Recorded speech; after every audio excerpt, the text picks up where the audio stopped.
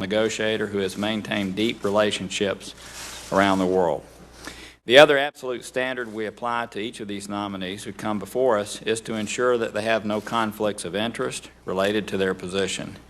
The nonpartisan Director of Office of Government Ethics recently stated that Mr. Tillerson is making a clean break from Exxon and is free of these conflicts. He's even gone so far to say that Tillerson's ethics agreement serves as a sterling model for what we'd like to see with other nominees. He clearly recognizes that public service sometimes comes at a cost. I believe inquiries into Mr. Tillerson's nominations have been fair and exhaustive. His hearing lasted over 8 hours, and he's responded to over 1,000 questions for the record. I'm proud of the bipartisan process, which is keeping in tradition of this committee, that we pursued this regarding his nomination. And I think that while our opinions and votes today may differ, that the process has been very sound. With that, I'd like to recognize the distinguished ranking member for his comments, Senator Cardin. Well, Mr. Chairman, as I've said during the hearings, and I repeat again, I want to thank you for the fairness in which you have allowed these confirmation hearings to go forward and the ability of our members to be able to question Mr. Tillerson and to ask additional questions. And I thank you for your fairness, including the ability we had to schedule today's business session. A couple of preliminaries, if I might. First, I want just the record to note that there are severe weather conditions throughout the country which are preventing some of our members from personally being here. For example, Senator Murphy had planned to be here by now. His flight was canceled. He's on a train heading towards Washington as we speak and will not be able to get here for a couple more hours. So I just really point that out, that we've had members who wanted to be physically present, but because of the weather conditions, they're not going to be able to. And we're trying to work out accommodations in our committee where we can keep, I hope, the record open so that they can change their proxy vote to their vote in person later on, as long as they get here by this evening. A couple other points I want to bring out. And one is that there was just an honest disagreement between the chairman and the ranking member as to whether a nominee for Secretary of State, and I would also add for UN ambassador, should be required to make available to our committee 3-year tax returns. They all agreed to make them available. The question is whether we should ask them to see those tax returns. And I accept that there's a different view between the chairman and the ranking member on this issue. And the precedent of our committee in the past is not to physically request those tax returns. And Mr. Chairman, I respect that and agree that that should be done in regular order. And I just will ask at a time when it's appropriate that we look at our rules as to whether we should be requiring, moving forward, beyond Mr. Tillerson, beyond Governor Haley, in the future, if there be a vacancy in Secretary of State or the United Nations ambassador, whether there should be an ability for us to ask for those tax returns moving forward. And I would ask that that opportunity be given to us to take it up as a committee as to whether that is the appropriate way or not. And then I must tell you that members of this committee have asked questions for the record of Mr. Tillerson, and I've looked at some of those responses, and they're not responsive to the questions that were asked. Now, in some cases, it's challenging when you have a change in administration and there's not a clarity as to what the president is looking for on foreign policy to get a nominee to give us a clear answer to those questions. In other cases, the information requested was pretty straightforward.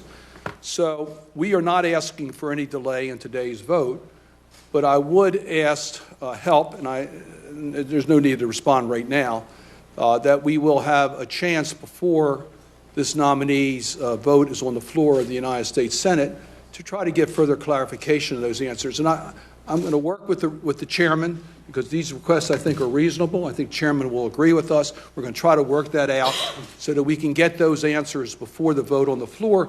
in that case, I think we could shorten the time period on the floor for the consideration. Otherwise, it may take a little bit longer because we may want to go into some of those issues on the floor of the Senate.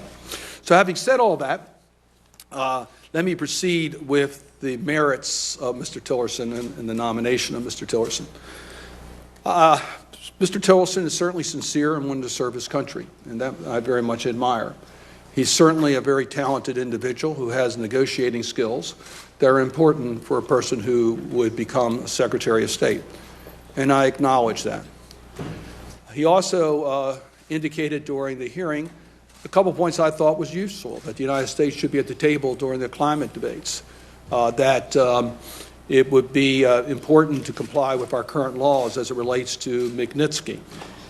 But what gives me the greatest concern, the reason that I cannot support him, his nomination for Secretary of State, what gives me the greatest pause is that I don't believe his business background and his responses to the questions that we asked him directly about his support for sanctions or how he would evaluate sanctions moving forward or how he would deal with contingencies on development assistance as it relates to human rights and good governance.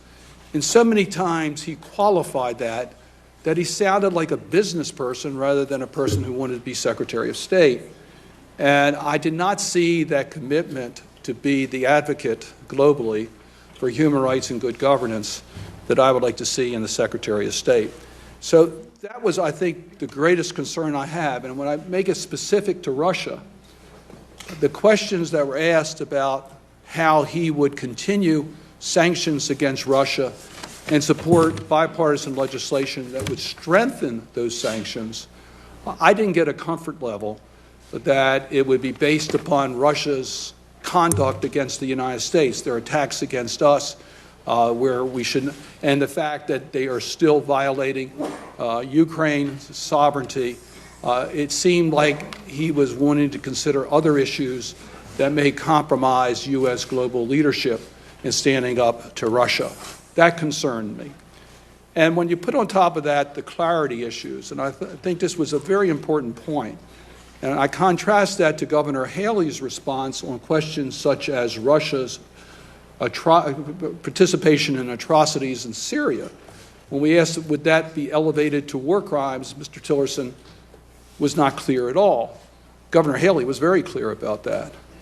Or when I asked Mr. Tillerson about the conduct of the president of the Philippines in extrajudicial killings, which was pretty clear, and he wouldn't characterize that as gross violations of human rights. That caused me serious concern. So let me just amplify that a little bit further in another question that was asked. Mr. Tillerson responded to a question in regards to opening up business relationships with Cuba, that would be helping to finance a repressive regime. And he was pretty clear about his, and we certainly would want him to do that as Secretary of State. For all those reasons, I will be voting against Mr. Tillerson's confirmation. I wonder if we could do this. We've got a number of members here that have other things to do. I'm willing to stay and keep the record open for people to speak, and I'm going to stay here so that people who are coming in late can vote in person and not by proxy. Okay, I'm more than glad to do that, at least till 5:15, to make sure that people are just not voting by proxy. I wonder if there'd be any objection to us voting and letting those who don't want to stay and make comments leave. Others will be coming in. We're going to keep the vote open. But those who wish to make comments could then stay. Others who do not wish to make comments could go ahead and leave. Is there any objection to that? Let me just ask I was not aware. I don't know if some of my members would like to make their comments before the vote is open, if members have that right to do that. I think Senator Menendez would. Is there any other member who wants to be heard before we start the vote? Then I would ask Senator Menendez to be. Okay, let me just say one other thing. Senator Markey. Okay. You sure we can't have a rolling vote where those who don't wish to necessarily hear the comments could go ahead and vote and leave. Is there any real objection to I that? regret that they don't want to hear the comments, Mr. Chairman, Okay. but I'd like to have my reasons before I vote, not in the aftermath of a vote. Okay. I apologize to the other members who are here and ready to vote. Let me just, if I could, I mean, we're accommodating folks who are traveling, and we're glad to do so. If we could keep our comments brief, and then if you want to expand further after people have voted, that would be great. I would like to say that what we're doing as it relates to tax returns is exactly what we're doing, what we've done for 10 years on this committee. 10 years. So we treated Secretary Kerry, Secretary Clinton exactly in the same fashion. So I know that, you know, we did the nuclear option, so now all of a sudden it just takes 51 votes. That was a big mistake, I think, but that's the way things are now. And so now we're looking at changing the rules to tax returns at some point. I hope that doesn't happen because, again, most of those are used for gotcha questions. They have nothing to do with service. But, you know, I hope we can talk about that some. But please know, these two nominees, or this nominee and the one we'll deal with tomorrow, we've dealt with exactly the same way we've dealt on this committee for 10 years. And just because we were so overly helpful to the Obama administration in getting nominees out doesn't mean I want to be unhelpful or treat our nominees, these nominees who are coming in a different fashion. So I'd just like to get that straight. And what Mr. Tillerson said was he'd be glad to provide tax information regarding the 3 years. But the kind of questions that have been asked, I will accommodate some additional questions being asked, but asking about cutting horses on his ranch is a ridiculous question. So I don't know what's happened all of a sudden in this committee where we're asking silly, ridiculous elementary questions that have nothing to do with somebody serving as Secretary of State. But I'm willing to accommodate some of that. With that, Senator Menendez. Mr. Chairman, I must interrupt just for one moment. I must. In that we have accommodated at the first available times the hearings and the voting sessions, et cetera. As I think the chairman is aware, we could have demanded the 5 days before a nominee could be considered, which means Mr. Tillerson could not be considered yet. So I just really want to first acknowledge that. Secondly, I assure you that the questions that I'm asking are not silly questions. But let me go beyond that. I don't think it's up to either the chairman or the ranking member to take away the prerogative of any member of this committee to ask the questions that they want to ask. This has been a history. You go back to the record of this committee, each member has the right to ask the questions they want to ask. And we're going to accommodate the answering of those questions to the extent we can, and we always have, and had 3 rounds of questions here. With that, actually, is there any Republican that needs to speak? That's the order we'd be going in. Senator Menendez. Thank you, Mr. Chairman.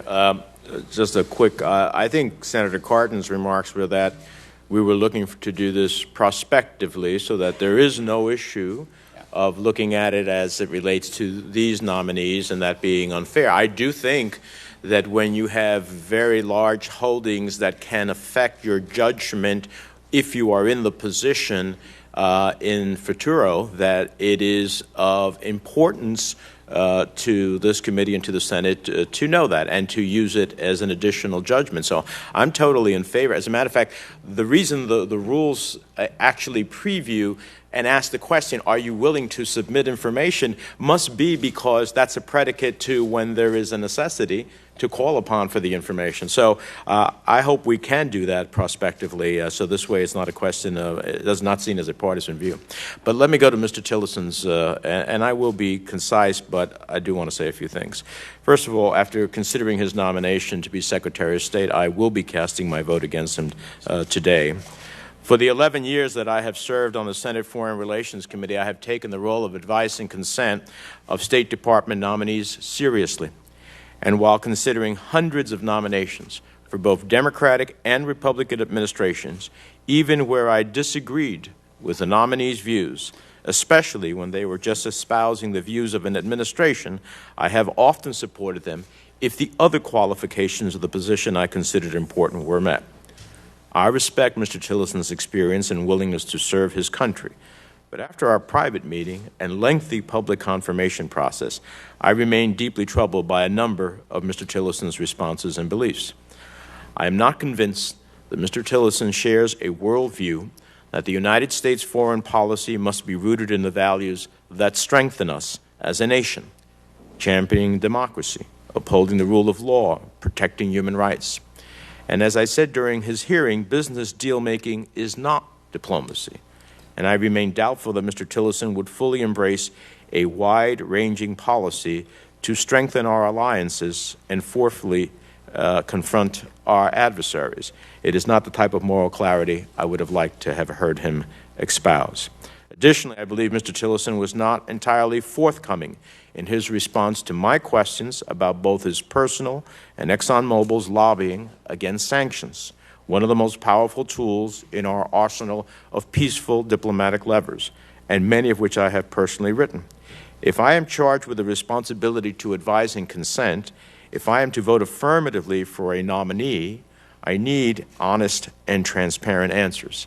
I simply do not feel I got them from Mr. Tillerson on these questions.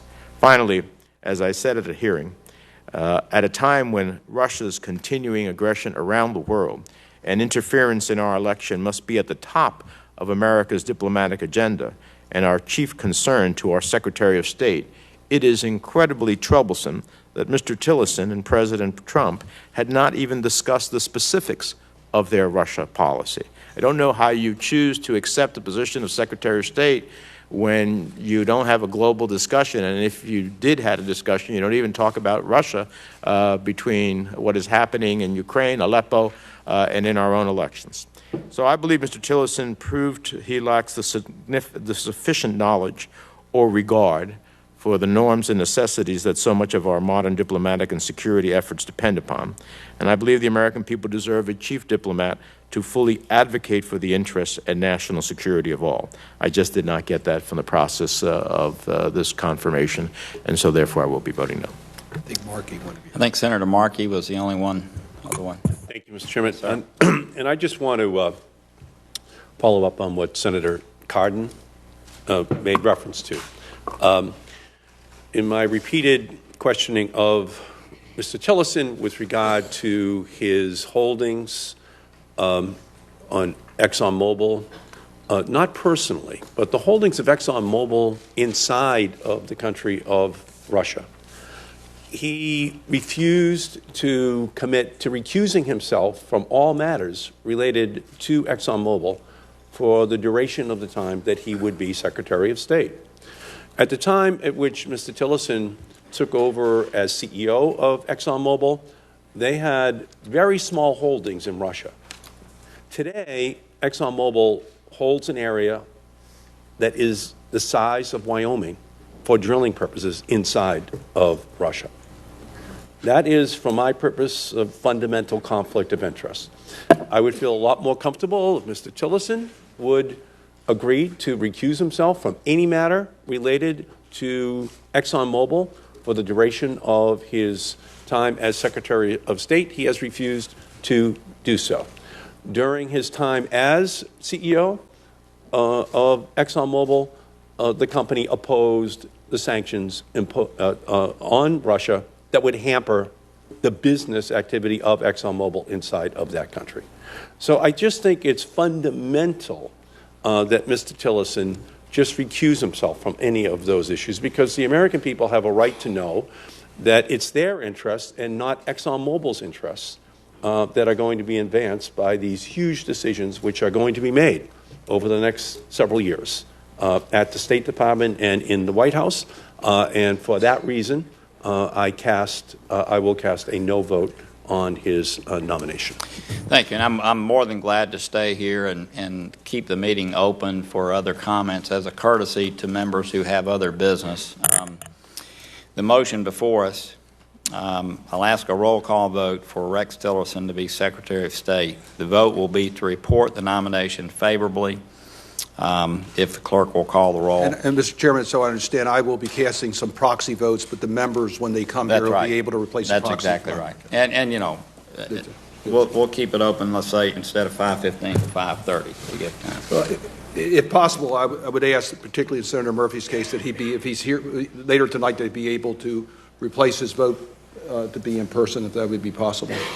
We will attempt to figure out a way to accommodate that, short of me sitting here till 8 o'clock by myself. Okay. Thank you all very much for cooperating in this manner. If the clerk will call the roll. Mr. Rich. Aye. Mr. Rubio. Yes. Mr. Johnson. Aye. Mr. Flake. Aye. Mr. Gardner. Aye. Mr. Young. Aye. Mr. Barrasso. Aye. Mr. Isaacson. Aye. Mr. Portman. He'll be here shortly. Paul. He'll be back shortly. Mr. Cardin. No. Mr. Menendez. No.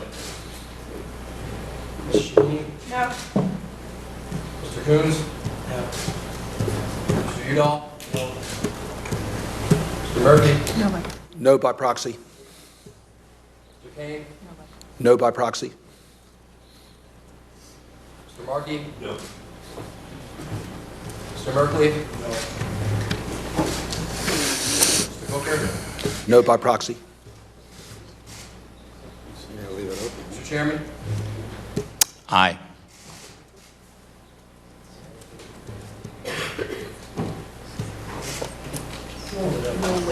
So now we're going to hold it And I've open. just asked Yeah. consent that the roll call be held open.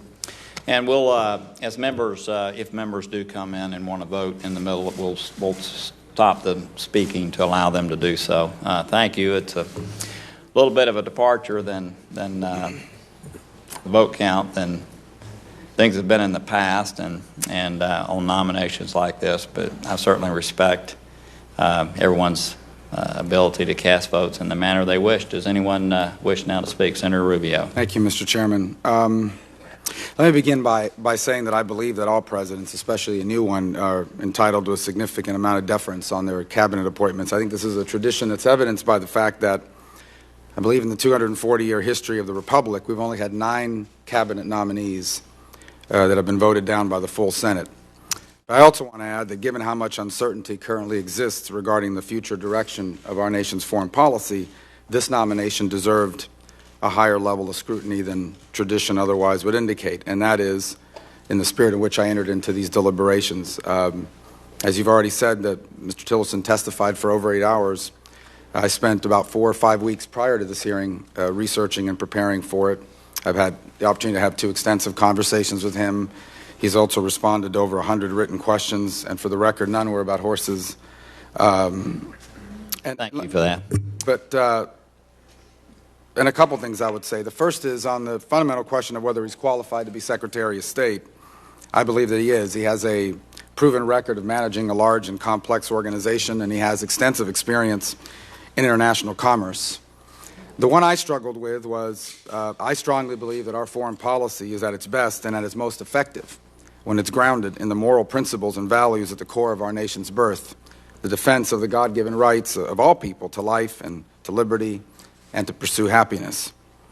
And so for me, this wasn't simply a focus on Russia, which gets all the attention, although it's certainly a factor in it. My fundamental concern that I grappled with is that in the face of these calls that we have to move our foreign policy into the direction of what I believe is a sort of hyper-realism, my concern was that Mr. Tillerson would be an advocate for and would pursue a foreign policy of deal-making at the expense of traditional alliances and at the expense of the defense of human rights and of democracy. I want to say for the record that in my interactions with him and with the new administration, they exhibited a high level of professionalism and responsiveness, and I think that is important to point out. And that I was pleased on a number of fronts, both with his answers and some with his clarifications. There are other fronts, however, other questions where I remain troubled. And I found it necessary to balance the answers that I was troubled by with at least 4 separate factors. The first, of course, is this track record of leadership that I've outlined. The second was things like his support of NATO, his recognition that Russia's claims on Crimea are illegitimate, his commitment to the Asia-Pacific defense commitments that we have, his answers on Cuba, of particular concern to some of us, and his support of defensive armaments for Ukraine. I also balance it with the belief, as I've already stated, that the President deserves the chance to succeed and therefore should be given significant deference in choosing cabinet officials. And one additional point, which I think really came to light over the last 72 hours or a week for me, is the fact that given the extraordinary amount of uncertainty and anxiety that exists, both here at home and abroad, about the direction of our nation's foreign policy, I concluded that it would not be good for our country to unnecessarily delay or create unwarranted political controversy over this particular nomination. And I said this to you earlier, Mr. Chairman, and you were, I think, in agreement that as this committee moves forward with other appointments to critical posts in the Department of State, they will not be entitled nor receive from me the same level of deference that I've applied in this particular case. And so that's why on this nomination I have voted today to confirm Mr. Tillerson, and will do again in the full Senate. But as I informed him today in our conversation, I stand ready to help him succeed. I hope he does become the best Secretary of State our nation's ever had. But I also intend to hold him and more broadly the Department of State accountable on the issues that I have stated here today and that I remain concerned about. So I thank you, Mr. Chairman. Well, I thank you, and I appreciated the call this morning and the thoughtfulness that went into making the decision. And I heard loud and clear that for other positions that where you feel there's maybe a lack of clarity on these issues, you might not be quite as forgiving, if you will. Mr. Chairman. Senator Shaheen.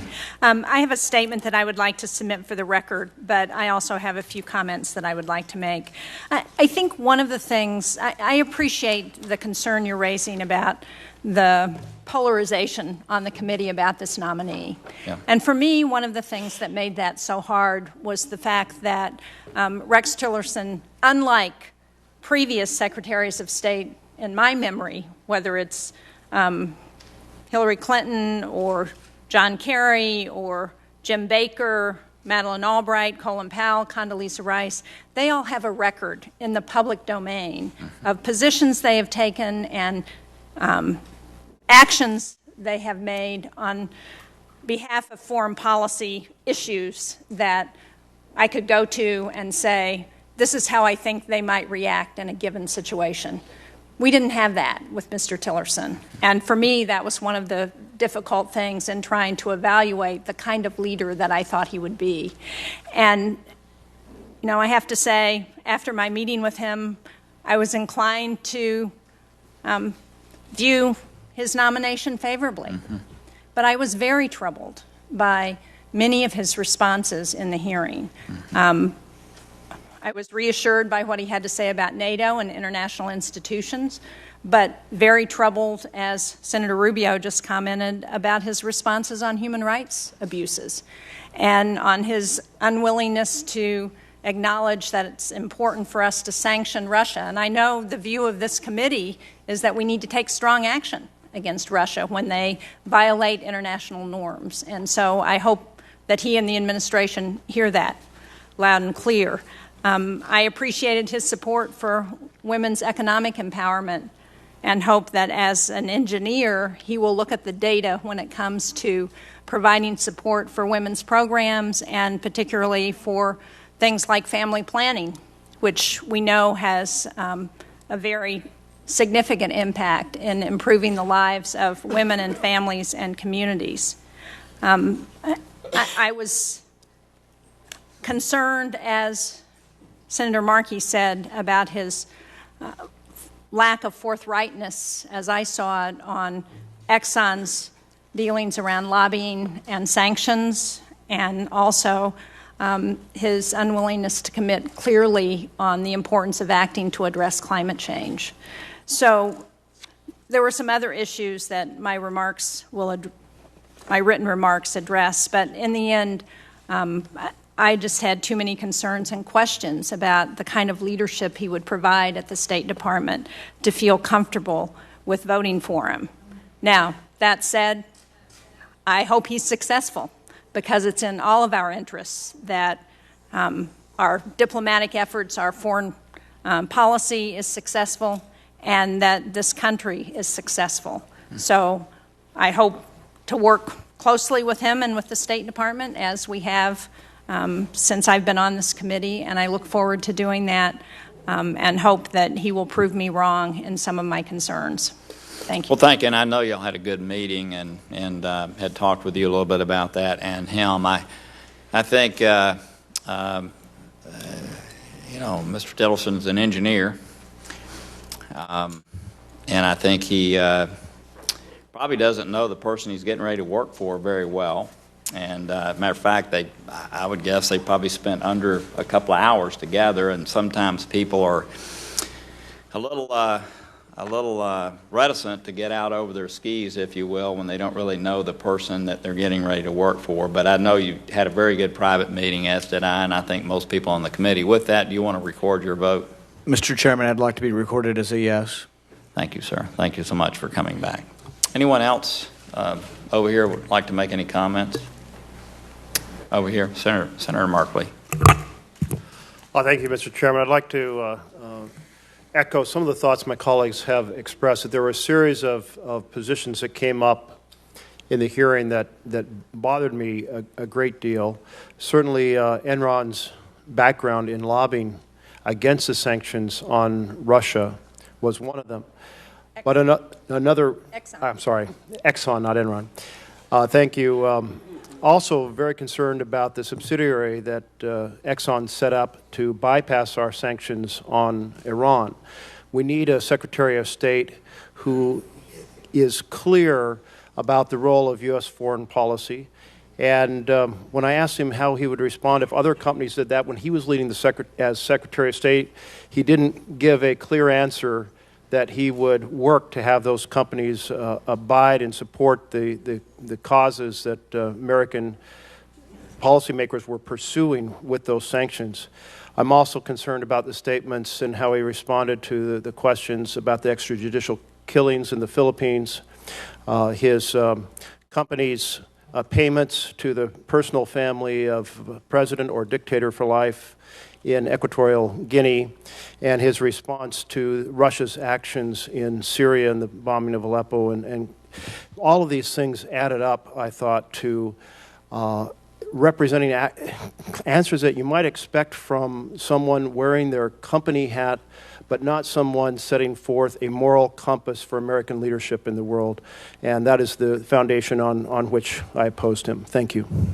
Thank you. If I could, I'm not taking anyone to raise here, but I think the question about the sanctions was not about, I think what he tried to clarify is he didn't lobby against sanctions. He lobbied to try to make the equivalency between what we were doing here in the United States and what was happening in Europe to be more synchronized, because the European companies had advantages based on the way the sanctions were put in place, because they were grandfathered in as far as their activities, whereas that was not the case with the U.S. sanctions. So I think that was a clarification that I think he tried to make over and over in the committee. Anyone else wishing to? Senator Coons. Thank you, Mr. Chairman. This was not a decision I made lightly.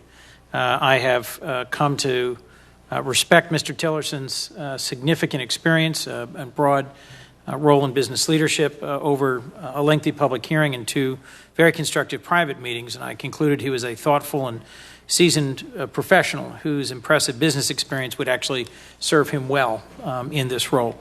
I was encouraged by a number of his public stances, as some of my colleagues have said, his support for the NATO alliance, his respect for our leadership in multilateral initiatives, and in particular, in my case, his support for development programs, especially in Africa. But as I've remarked both publicly and to him, the transition from being CEO of Exxon to Secretary of State, given he has no previous public record, is a significant leap and one where I have heard overwhelming input from my constituents about their view of his potentially troubling ties to Vladimir Putin and to Russia, given how pressing that issue is for us in our foreign policy right now. His views do differ from mine in a few significant ways. I do view climate change as a pressing national security threat, and I do think that some of our core values in human rights, free press, and promotion of democracy need to be advanced at the same time that we work for our security and our economic interests, that our values and our interests are best when advanced together. And I came very close to voting for Mr. Tillerson because of the constructive role I believe he could play. But I frankly, in listening to the inaugural address of President Trump, concluded that American leadership on the world stage is not as simple as America first. And that I was even more concerned about a number of alarming things that the president said as a candidate on a whole range of issues, from human rights to NATO to climate change to Russia. And it is my deep hope that Mr. Tillerson, as Secretary, will challenge President Trump to rethink his isolationist and dark view of the world and to instead pursue a foreign policy that upholds our values and advances our interests.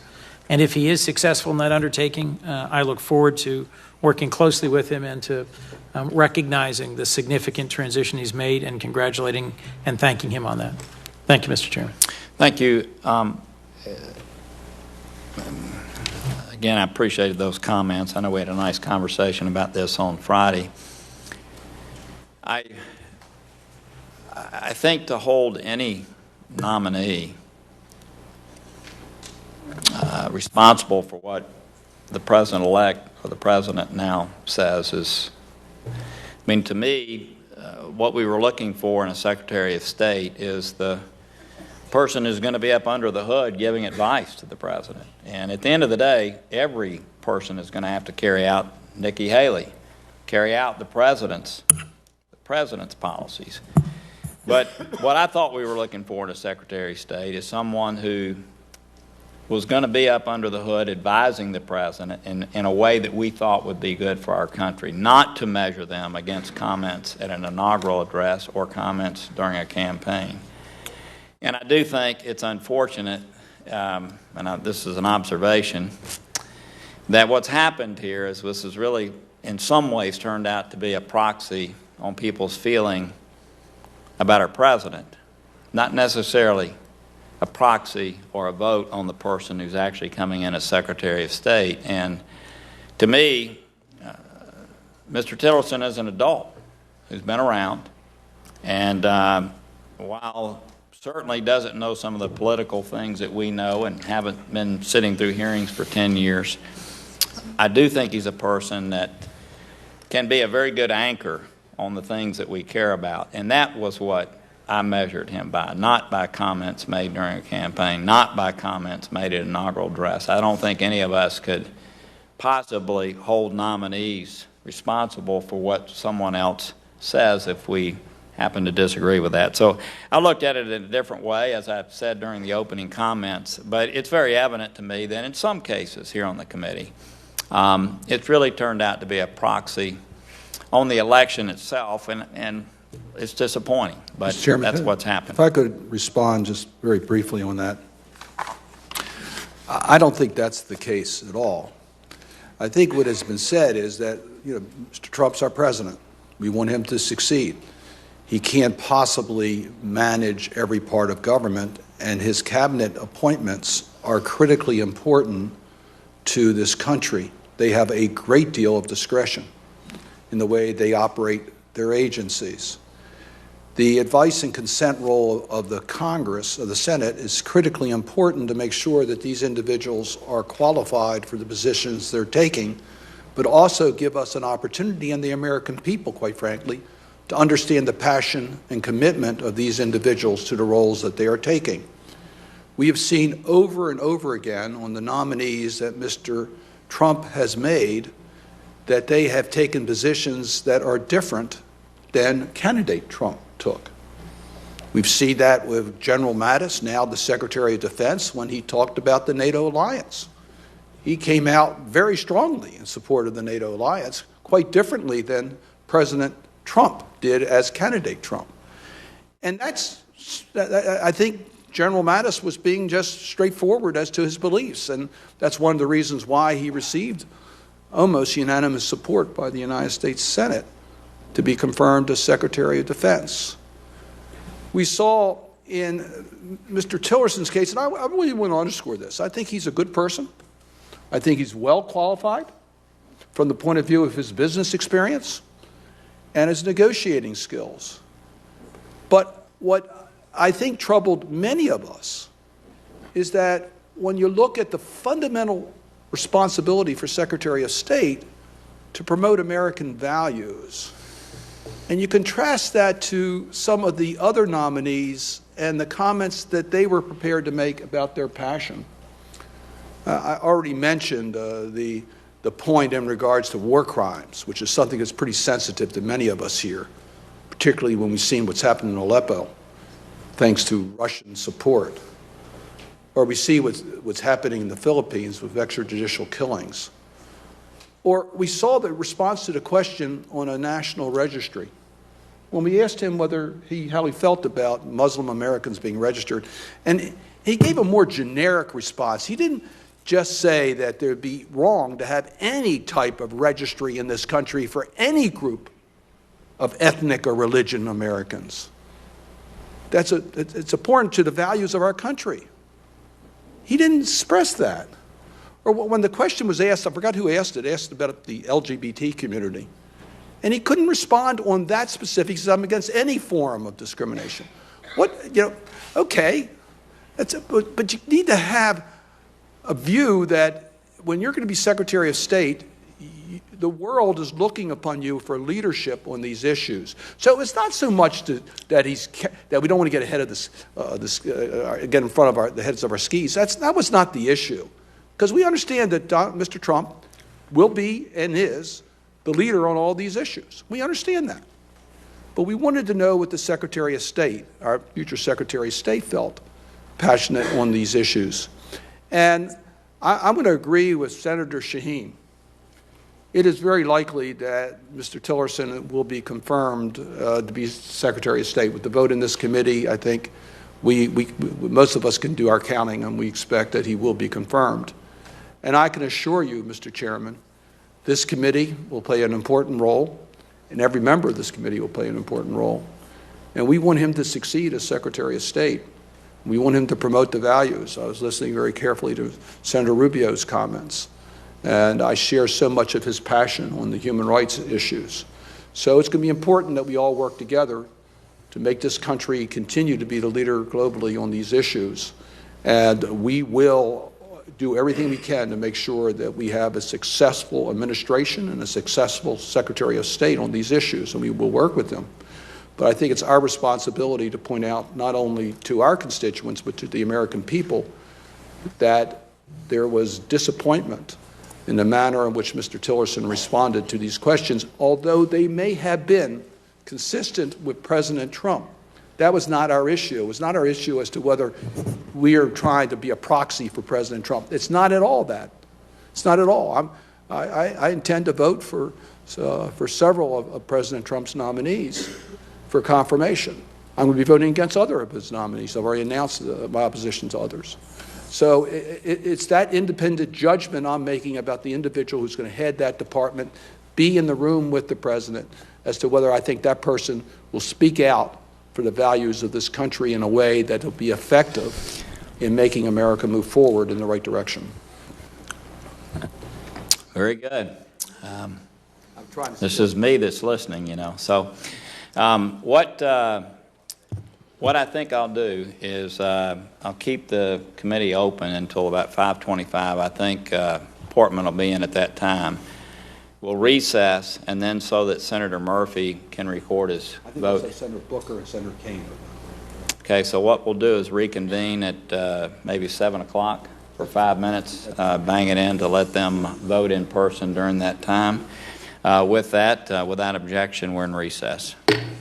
Excuse me, we're not in recess. I'll wait for Portman for 5 minutes, and then we'll be in recess until 7 o'clock. How about if we're at ease? No, not yet. I was asking Senator, can we talk during this 5 minutes? You are welcome to talk to each other. It's always good to see you. Thank you. But we're kind of horrified that we have somebody spend 4 decades as the CEO of a company that was denying climate change, promoting corporate profit. All right, so it's going to be in recess until 7, which is 4 p.m. Pacific. That's in roughly 2 hours, or a little bit less than 2 hours. So for now, it's going to be in recess. We're going to shut down this stream. We have another stream going right now. The Senate is debating on the CIA director nominee, Mike Pompeo, or Pompeo. So if you want to watch that, I'll put the link in the chat, and, I'll meet you over there. This stream is going to go back up in exactly 2 hours. So make sure you either come back or I'll see you guys on the next chat. But thank you very much for joining us. If you're new to our community, we encourage you to click that subscribe button. If you're already subscribed, don't forget to click the bell right next to it. And if you would like to help out the channel, there's a link in the description below.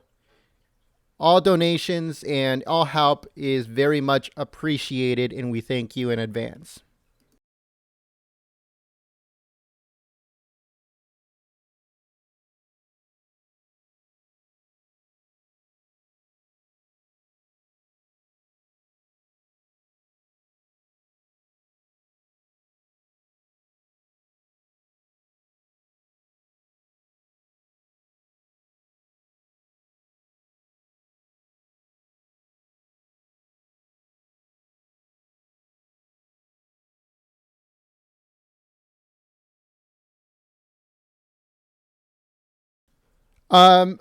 Moderators, who's on here? Let's see.